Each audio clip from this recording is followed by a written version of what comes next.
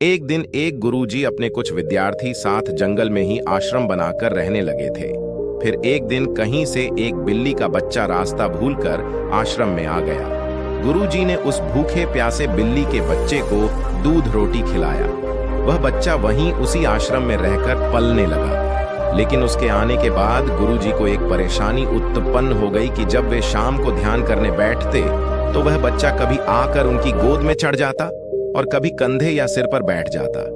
तो गुरुजी ने अपने एक विद्यार्थी को बुलाकर कहा, देखो, मैं जब शाम को ध्यान पर बैठूं उससे पहले तुम इस बच्चे को दूर किसी पेड़ से बौधाया करो। अब तो यह नियम हो गया। गुरुजी के ध्यान पर बैठने से पहले वह बिल्ली के बच्चे को पेड़ से बौधा जाने लगा। एक दिन गुरुजी की मृत्यु हो जाती है तो उनका एक प्यारा काबिल विद्यार्थी को गद्दी पर बैठा दिया गया। वह भी जब ध्यान पर बैठता तो उससे पहले बिल्ली का बच्चा पेड़ पर बौधा जाता। फिर एक दिन तो अनर्थ हो गया। बहुत बड़ी समस्या आ गई कि बिल्ली ही मर गई। सारे शिष्यों की बैठक हुई। सब ने विचार विमर्श करके कहा कि बड़े गुरुजी जब तक बिल्ली पेड़ से न बौधी जाती थी तब तक ध्यान पर नहीं बैठते थे। अतः पास के गांवों से कहीं से भी एक बिल्ली लाना होगा।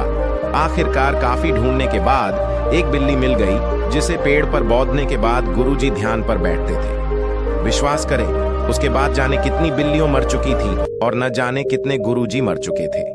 लेकिन आज भी जब तक पेड़ से बिल्ली न बौधी जाए तब तक गुरुजी ध्यान पर नहीं बैठते हैं। कभी उनसे पूछो तो वो कहते हैं, ये तो हमारी परंपरा बन गई है।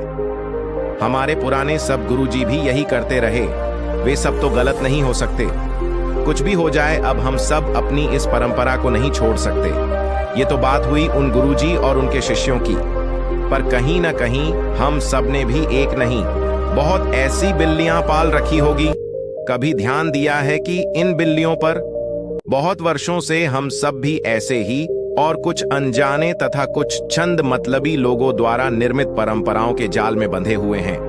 जरूरत हमें इस बात की है कि हम ऐसी परंपराओं और गलतफहमियों को अब और न बढ़ने दें और अगली बार ऐसी किसी भी चीज पर विश्वास करने से पहले सोच लें कि कहीं हम जाने अनजाने में भी कोई अंधविश्वास रूपी बिल्ली तो नहीं पाल रहे हैं।